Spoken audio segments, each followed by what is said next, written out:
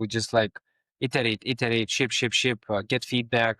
This works, that, and we just like, boom, boom, boom, things out, and we're just learning. And eventually, though, probably we're getting feedback that something around the software development lifecycle process is breaking, that there's a bottlenecks, and then we go and improve that process. So it would be sort of like an active process improvement, right? Rather than strategic from a get-go. Listen, but and listen, there's a strategic way to do the iterative process, which is make sure you don't have too many dead ends.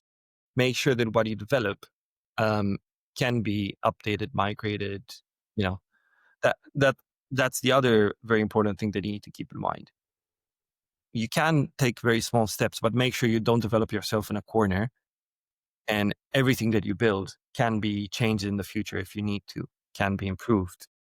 If you let's say, if you don't necessarily focus on process, but you still have scalability in mind, you're still good. You're still going to get there in the end without a lot of headaches.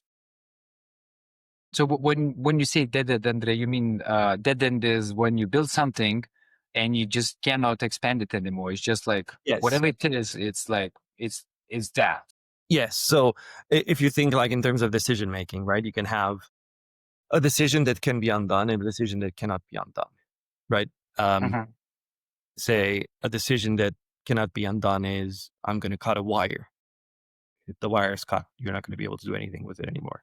I guess the other decision would be, if I needed the wire to be shorter, I could have tied a knot, so then the wire is shorter. But if I need the wire to be back to its original length, I can untie the knot. Does that make sense? It does make sense. If you kind of think like that, what decisions can I make now that won't put me in a corner? I think that's quite important. And let me think about a real life scenario.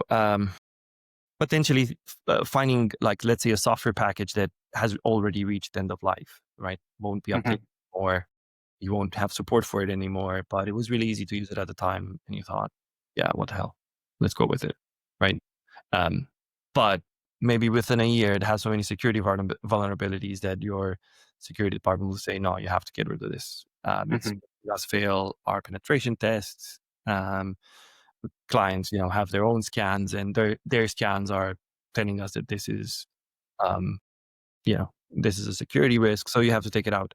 But by that time, you've realized, oh, but that's 30% of my application. So this is a major migration for me. I need to stop everything that is on the product roadmap so that I can get this done, because now it's a blocker for the business. We probably could just fork that package and fix this, fix this security line, and then throwing it away, right? Do that, right? Because then you're an open source contributor, while you're supposed to run a business that produces profit, but probably nobody will want your fork anyway.